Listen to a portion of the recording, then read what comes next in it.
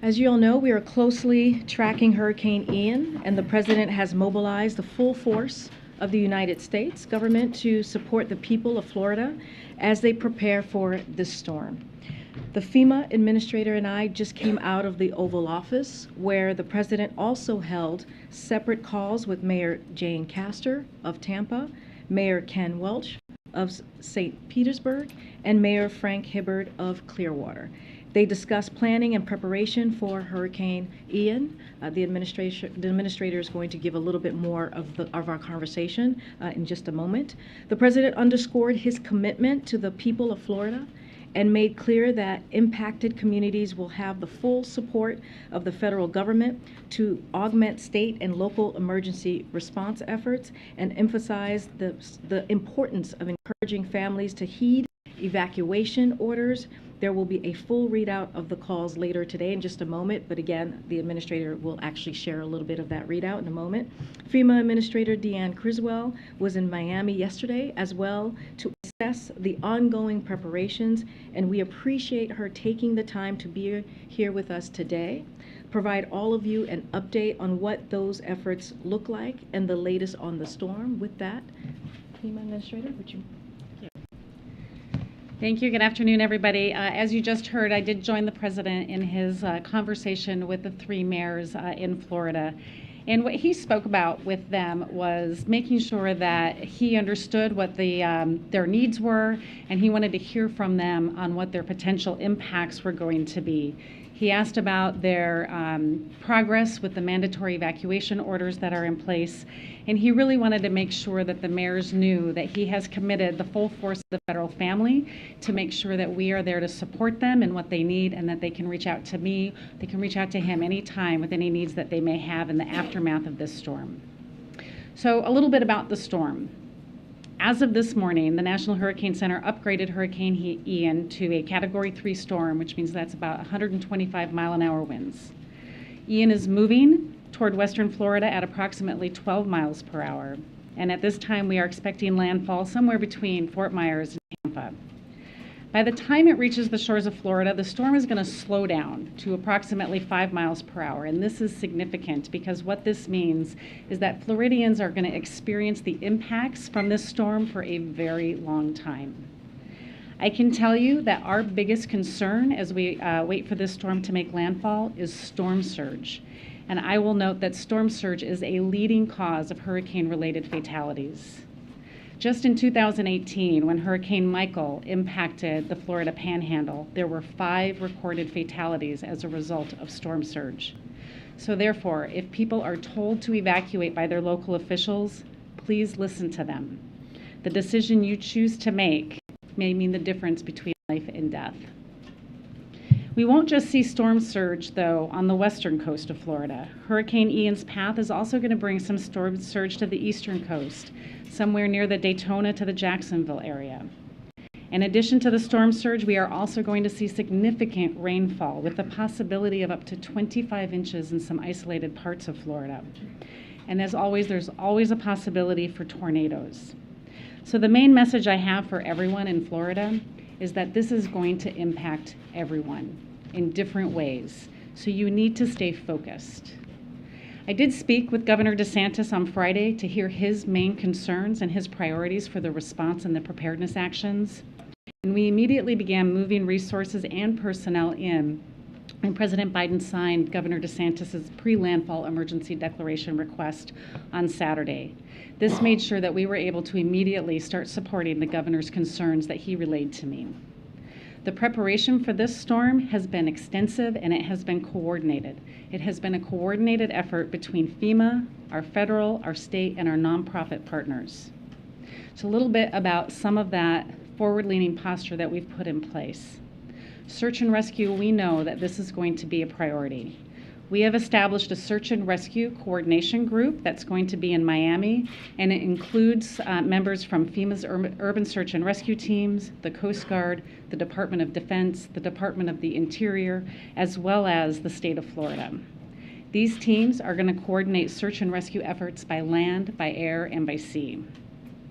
We have also pre-staged 128,000 gallons of fuel for immediate deployment. And we have moved a variety of generators of all sizes and types to help restore power to critical infrastructure after the storm passes. The Army Corps of Engineers has also pre-staged 300 personnel to conduct power and fuel assessments as soon as the storm passes. And we have 3.7 million meals and 3.5 million liters of water that are staged in Alabama. There are also multiple volunteer organizations that are postured and prepared to support feeding operations as soon as it is safe to do so. The Red Cross, they have established 29 shelters right now for evacuees, and they are also prepared to open an additional 60 shelters if needed. And we have 200 ambulances from our FEMA contract that are already in the state working side by side with local officials, and we have 4 federal medical teams on standby. So while we are postured and ready to support Florida as they prepare for the impacts of Hurricane Ian, I want to make clear that FEMA's ongoing support to Puerto Rico's recovery efforts from Hurricane Fiona, as well as Alaska's recovery from Typhoon Merbok, is still ongoing. We remain focused on helping Puerto Rico restore critical services like power and water, and our staff remain engaged with families to help them through the application process. And I'm happy to say just now that the final 4 municipalities in Puerto Rico were just added for individual assistance, so now the entire Commonwealth has that available to them. Our teams in Alaska are also helping the state complete damage assessments and addressing emergency repairs as the state is preparing for their nearing freeze-up as the winter season approaches. As far as Hurricane Ian's path, it has become more defined, but as with any hurricane, it can still be unpredictable. This means that it is more important than ever that communities inside and outside of that projected path that you see, that you stay vigilant. And so my message to those who may be watching at home, get ready and do not underestimate the potential that this storm can bring. Know where you are going to get your information. Listen to your local officials and heed their advice. They are trying to keep you safe. Have a plan to communicate with your family. Finally, FEMA and our partners are here. We are ready and we are focused on meeting the needs of those that we are charged to serve, but we need the help of everyone that we are charged, that everyone at home, to be as prepared as they can be. I am confident that we have the right team in place as we work this emergency response to Hurricane Ian, and together we have the capability to meet whatever threats may come our way. Okay, we'll take a couple questions. Thank you, Director Criswell. You briefly mentioned Puerto Rico. There are still 750,000 customers without power in Puerto Rico. I know you authorized just in June $600 million, I believe, for an equipment for rebuilding the power grid there. There was something like $10 billion approved back in 2020. What's the status of the efforts to try to rebuild Puerto Rico's power grid, and had any of that taken place before this latest storm? Yeah, I was just in Puerto Rico maybe about 3 weeks ago checking on the recovery from Hurricane Maria, and what I saw when I was there is one cohesive team between the Commonwealth of Puerto Rico and the federal family that has been really focused on all of the recovery efforts, but primarily the power restoration.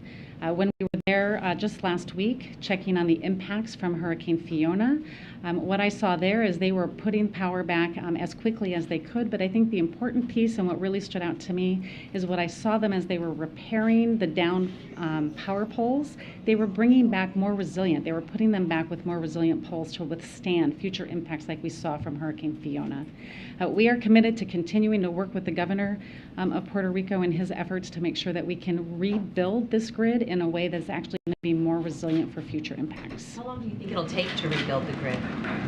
I think that we have done a lot of work in making sure that we've taken the time right now to do the plans, or the Commonwealth has, to do the plans to make sure that as they are rebuilding it, it's going to be more resilient. I think that the time, we'll get back to you on what the time frame is, but it takes time, right? Recovery never as fast as anybody wants it to be, but we will continue to work with them and expedite anything that we can to speed up that recovery. Has the administration, or will the administration, waive the Jones Act that would allow for a diesel-carrying ship to dock there in Puerto Rico to help provide necessary provisions of diesel oil to those there? Yeah, we are committed to doing everything that we can within our legal authority to support the people of Puerto Rico. And we know that the Jones Act waiver is one of those things. We have a legal obligation to ensure that each waiver request meets the legal requirements of Congress. And so any final determination on that will be made by the Secretary of Homeland Security. Given the pressure we've heard from the Puerto Ricans and the governor in that territory right now, what time frame should they anticipate that decision should be made given the urgent need for that oil? I know that they are actively working on that approval process or that consideration right now, and so I don't have a time frame for you right now. Okay. And just a curiosity, well, I know we've asked before, you spoke to several mayors down there. One of the mayors said that one of the primary concerns was complacency. I'm curious, the president spoke to big leaders. First question to you is about complacency. The second is you've spoken to the governor of the state. Why hasn't the president yet, or is there a scheduled call for the two men to speak, obviously, as they're the preeminent leaders of the country and of that state? I do have concerns about complacency. We're talking about impacts in a part of Florida that hasn't seen a major direct impact in nearly 100 years. There's also parts of Florida where there's a lot of new residents that have never experienced this type of threat. So my message to them is still take this very seriously, listen to your local officials, and those Floridians that have been through this before, help your neighbors that may have not had to go through this. Heeding the advice of your local officials is the most important. And as far as the conversation, the president directed me to contact the governor early on before we even did the declaration. I did that. My regional administrator is with the governor right now, making sure that we're understanding what the needs are, and our focus is on the current life safety needs that need to be met.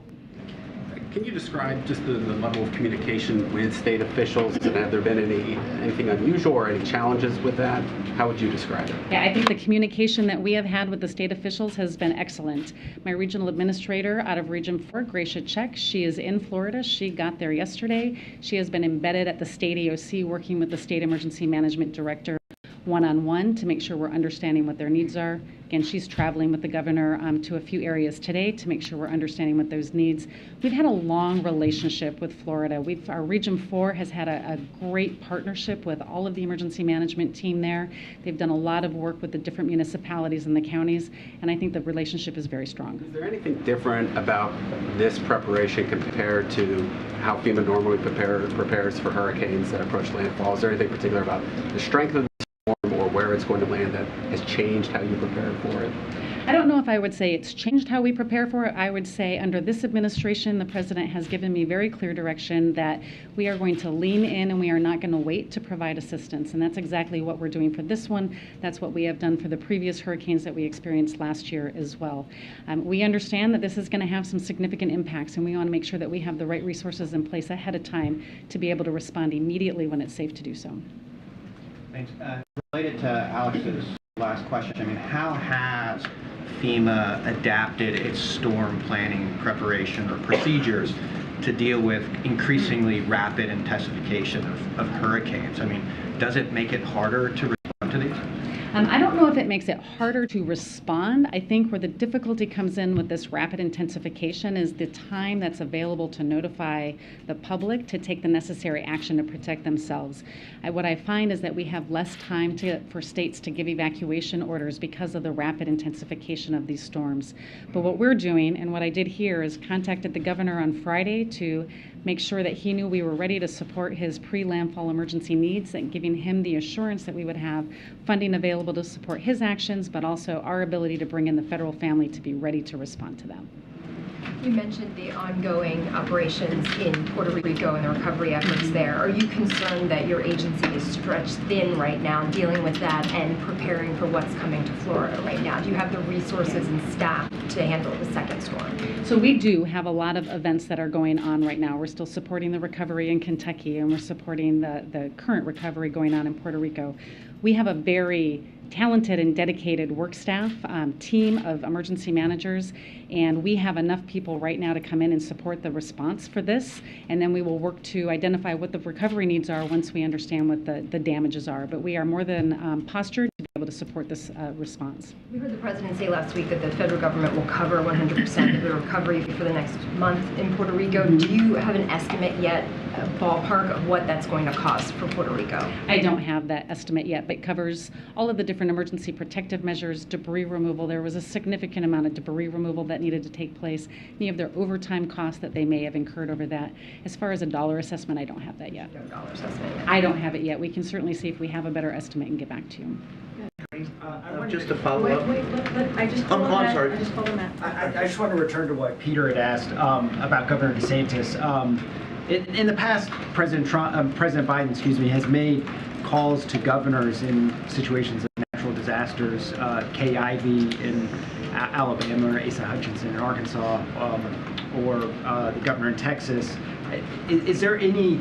Can you articulate, I guess, how those determinations are made and why it hasn't been made in this case to have the president call the governor? Yeah, the president is very focused on making sure that the federal family has the right resources available to support this. That is why I contacted the governor right away, and we have a team of my senior leadership that are embedded with the governor to make sure that we're supporting that. Our focus today is making sure that we have the right measures in place to support the life-saving activities that need to happen. Any conversations afterwards will need to be, we need to see what the damages are. But he's made conversations with the mayors, so is there any reason why not the governor? Again, we have a strong team that's in place supporting the governor right now, working side by side with him and his staff. We'll continue to stay engaged with him. Yeah, thanks. Just a follow-up to that. Normally, presidents call governors or the governors call presidents, but the only thing that really, during hurricanes, the only real question I really want answered is it in any way the fact that they haven't talked? Is there any way that it's impeded efforts for the federal government or FEMA to implement plans in Florida? And if so, what would they be? No, we are very focused on what the needs of Florida is right now. We do not bring politics into our ability to respond to these disasters. We are going to support whatever Governor DeSantis asks of us. We signed his emergency declaration within hours of him sending it in. We'll continue to do that as we see what the impacts of the storm are. So the communication between the president and the governor has no impact on how you all operate? Zero. Just on the trajectory of the storm, I know you said that you expected to make landfall somewhere on the West Coast.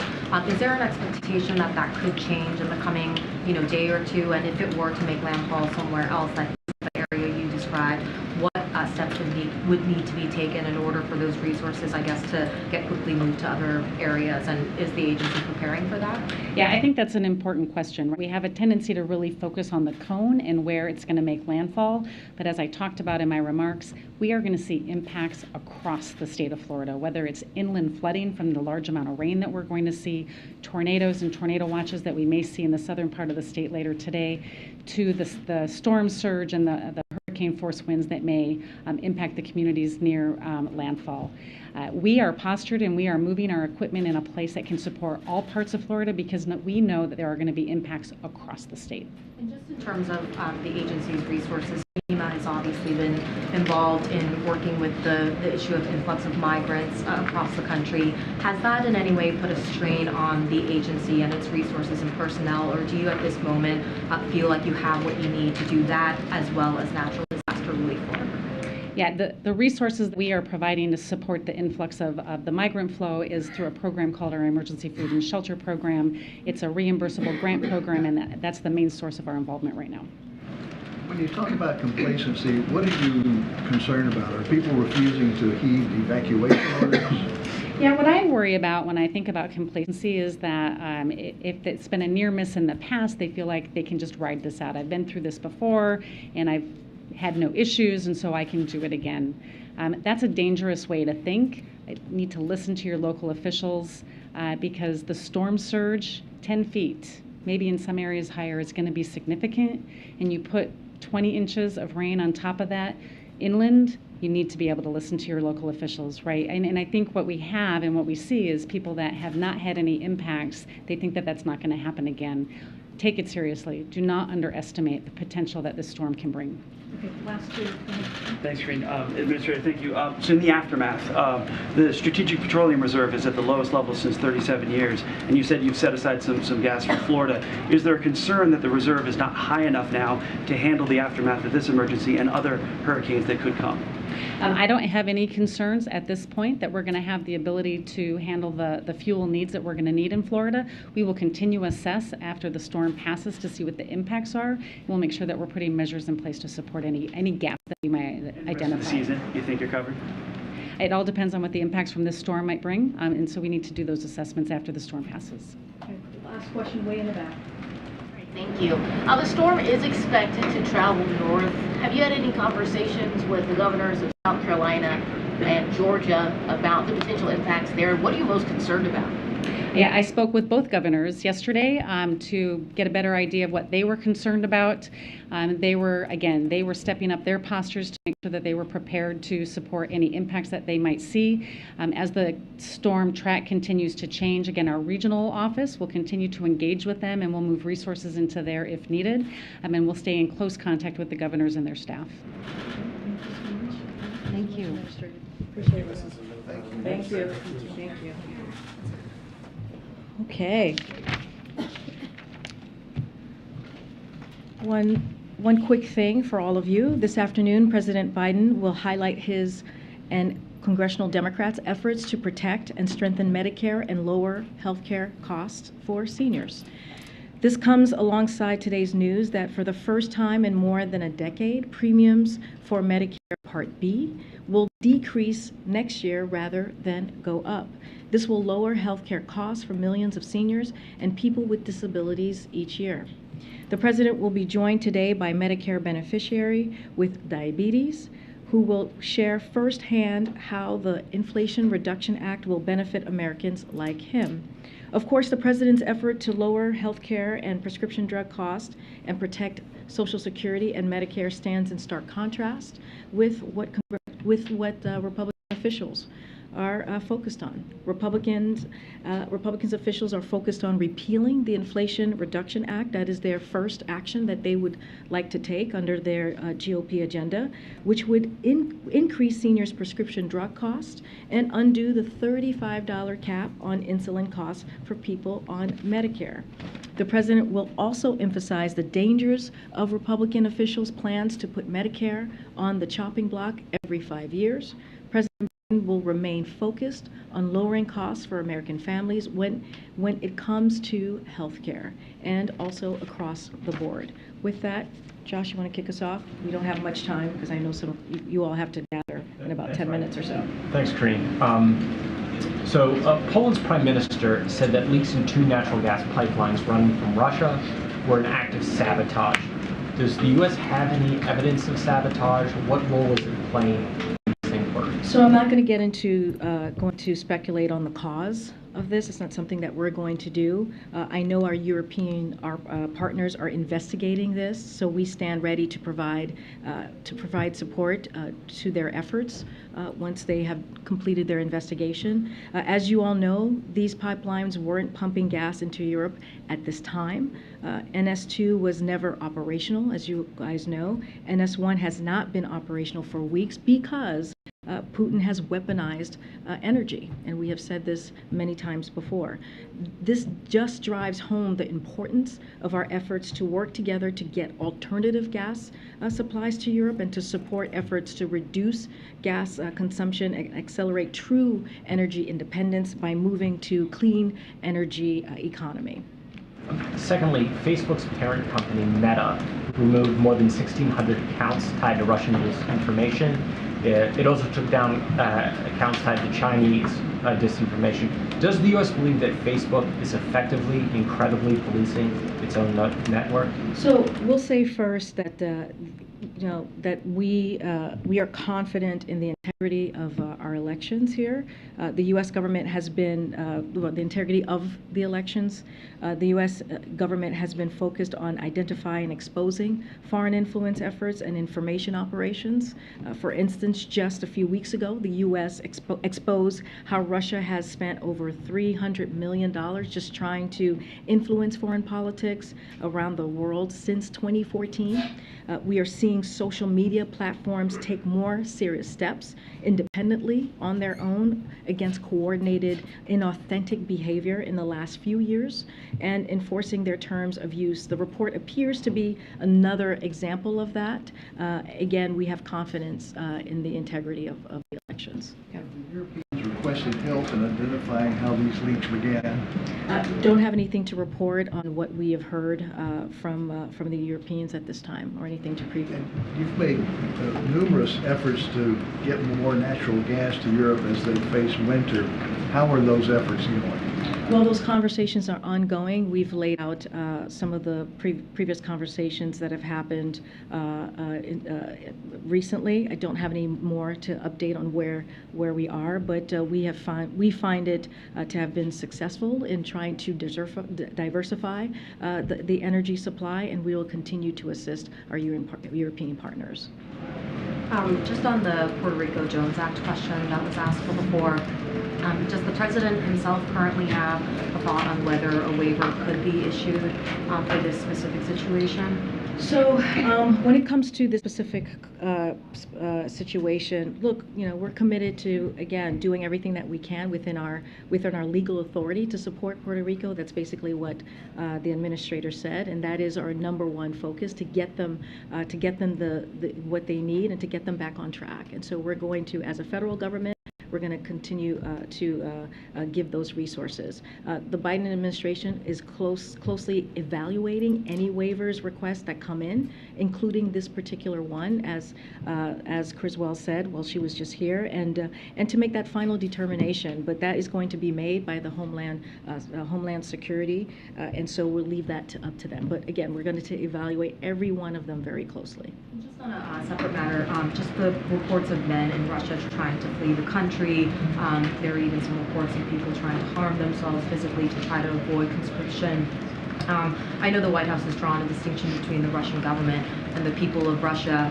Does the president have a message to some of these men who are sort of desperately trying to flee the country? Is there anything that you would say to them? So, I mean, we've spoken about this a couple of times, and look, we are seeing protests in the streets of Russia. We are seeing people sign petitions, and I think the message that they're sending to us very clearly is that this war that Putin started, this war that was started by the Kremlin, is unpopular.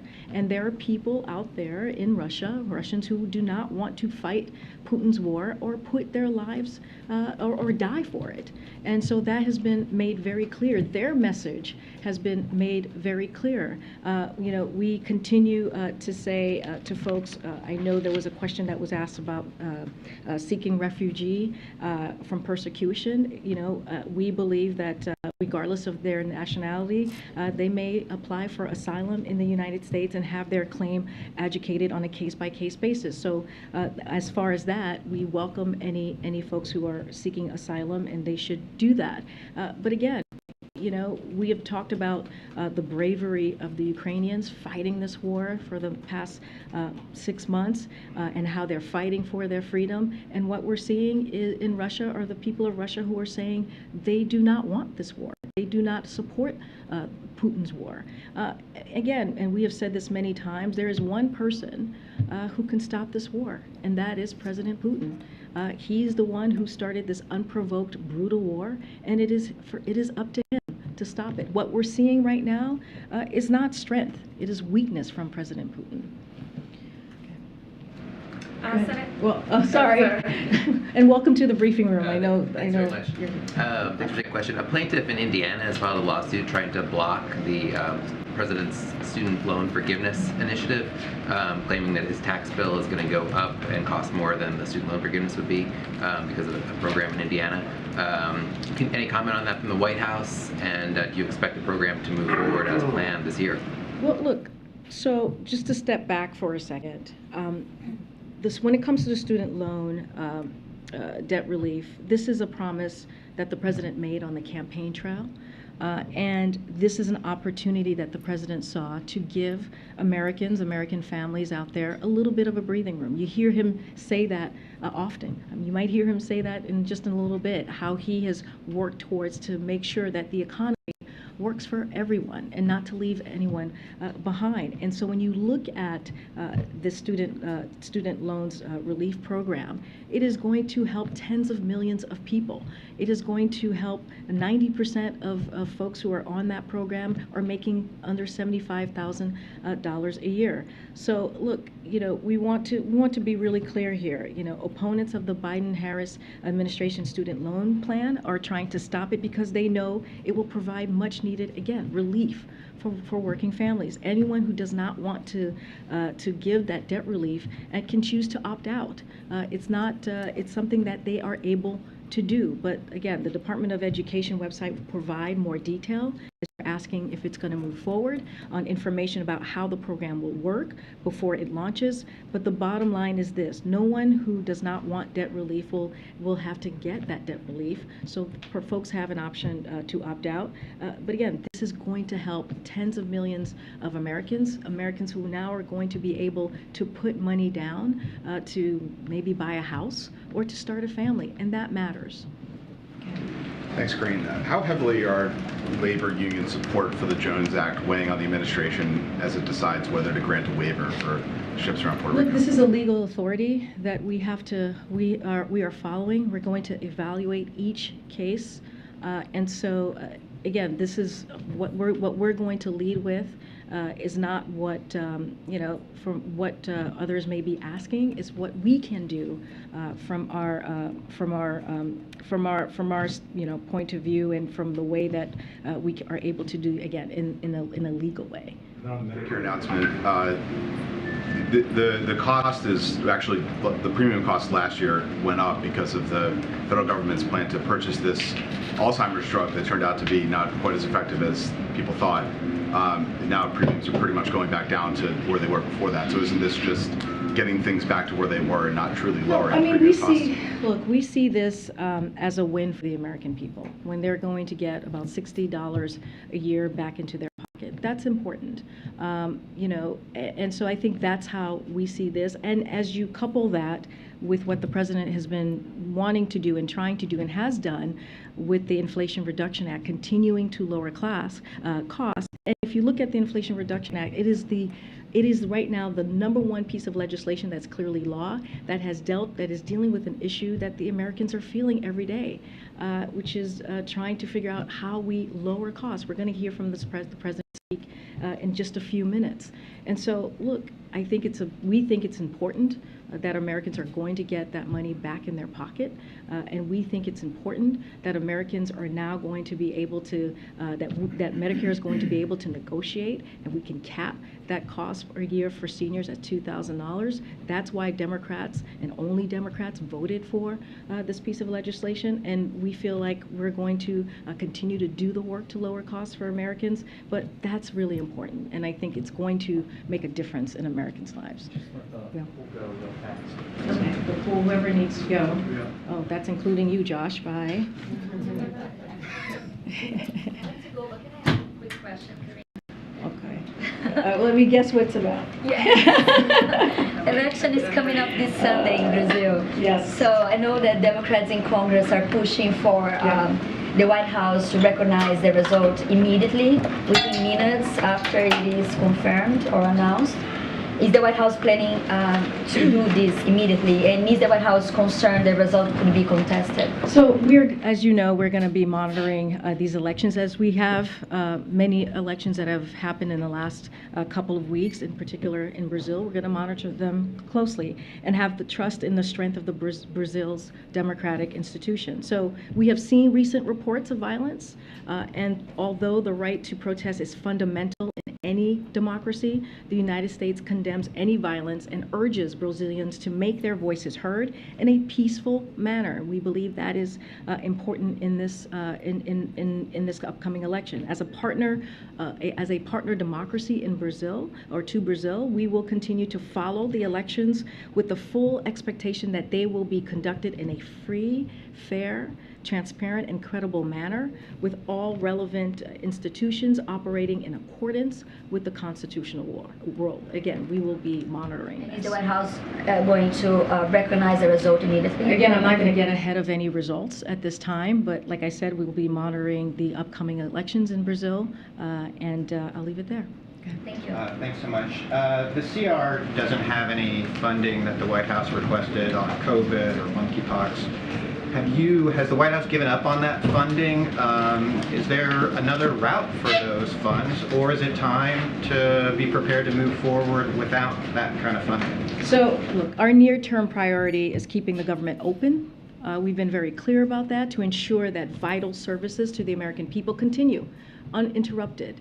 And we know that the shutdowns are incredibly disruptive and costly. There's still time for Congress to pass a short-term funding bill by this Friday's deadline, and we are confident they will do so. Look, so as you know, you've heard us say this for many months, that we've been very clear since early 2020, 2022, about our COVID funding needs, and have warned that without congressional action, we were going to be forced to make difficult trade-offs, as we heard from me recently about the testing, and be unable to take action that Republicans and Democrats support to have the United States lead the effort on the next generation of vaccine, the next generation of treatments. And that is exactly what has happened.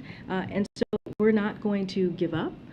We're going to continue every day that we ensure secure funding. We need to protect and build on the progress we have made. So we're going to continue that process. On another topic, can you give an update on what is the President's message going to be to leaders of the Pacific Island Summit, particularly as it relates to China later this week? So just to give you a little bit of preview, as we announced earlier this month, President Biden will host the first ever U.S. Pacific Island County Summit, which will be held here in Washington, D.C., as you just noted, this Wednesday, tomorrow, and Thursday. On Thursday, President Biden will discuss with Pacific leaders our broadening and deepened cooperation on key issues such as climate change, pandemic and economic recovery, maritime security, environmental protection, and advancing a free and open Indo-Pacific.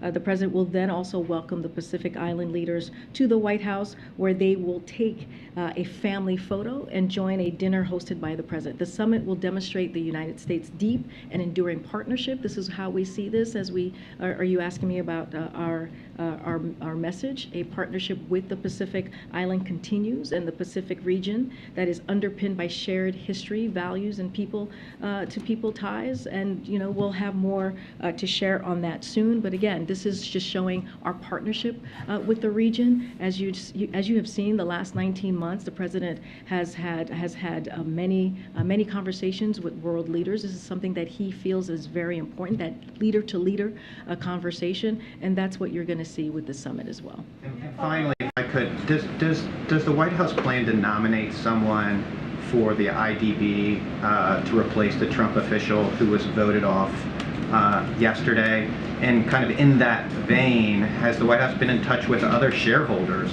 of the World Bank to kind of take their temperature about David Malpass's remarks? So we don't have anything to preview on any personnel announcement at this time.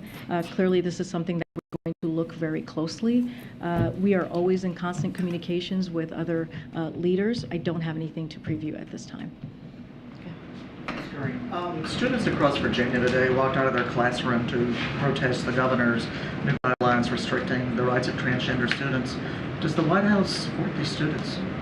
So I haven't seen those reports, but this is a president that supports the LGBTQI+ community and has been supporting that community for some time now, as vice president, as senator, and certainly as president now. And he speaks always is proud to speak out against the mistreatment of that community. We believe, and he believes, transgender youth should be allowed to be able to go to school freely, to be able to express themselves freely, to be able to have the protections that they need to be who they are. Again, I have not seen these reports, but I can We can say with all confidence, and you all know, have covered him for some time, when it comes to this community, he is a partner and he is a strong ally, as well as the Vice President. Okay, Rob. Oh, Rob, we gotta go. I'm sorry, guys. We had to go. I know. You want this question on Pakistan? Well, I wasn't going to, but all right. Well, I'll see you guys tomorrow. Okay. See you tomorrow.